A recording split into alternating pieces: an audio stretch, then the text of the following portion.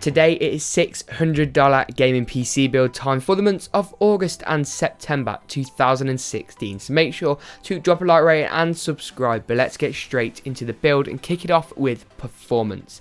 Now this is an incredible build. You're going to be smashing the latest AAA titles at 1080p. You can do a little bit of 1440p, but 1080p high and ultra settings at 60 frames per second really is going to be the forte for this build.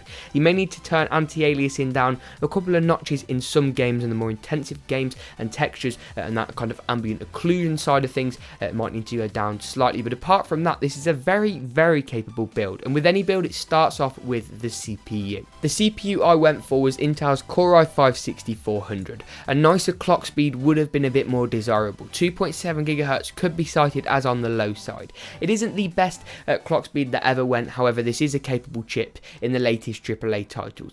Titles such as CSGO aren't going to be so fussed about the CPU because it doesn't have quite as good single-threaded performance, but you have to remember you can't measure everything on clock speed. The Athlon X4 880K is clocked at 4 GHz. The i7 6700K is clocked at 4 GHz. The i7 will absolutely obliterate it, so don't be too put off by this slightly lower clock speed.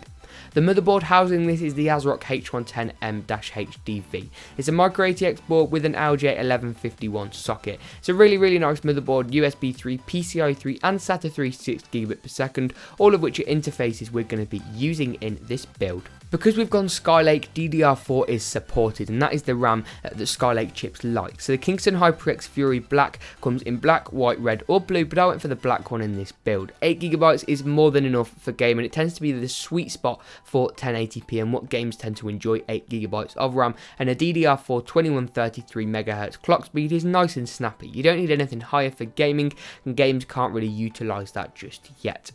For storage, Seagate's Barracuda is a 1TB hard drive which comes in a 3.5-inch form factor. We've got 7200 RPM spinning platters, which is as fast as your mainstream hard drives get.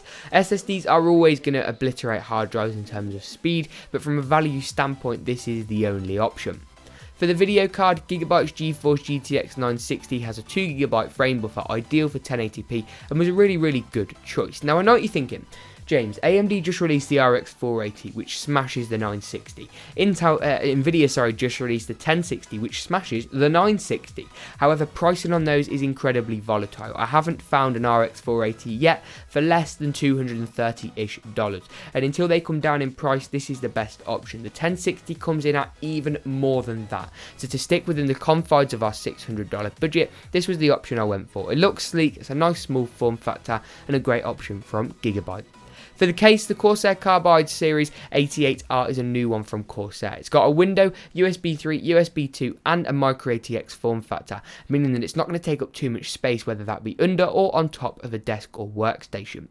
For the power supply, the EVGA 500W 80 Plus bronze certified unit was the best option. The 80 Plus bronze certification guarantees it's going to run above 85% efficiency at all times, saving you money at the wall and also increasing the lifespan and longevity of your components. But if you did enjoy this build, make sure to drop a like rating and subscribe. Leave any feedback in the comments section below, and even hit me up on Twitter at GeekoWhat. But as always, I will see you in the next GeekoWhat video.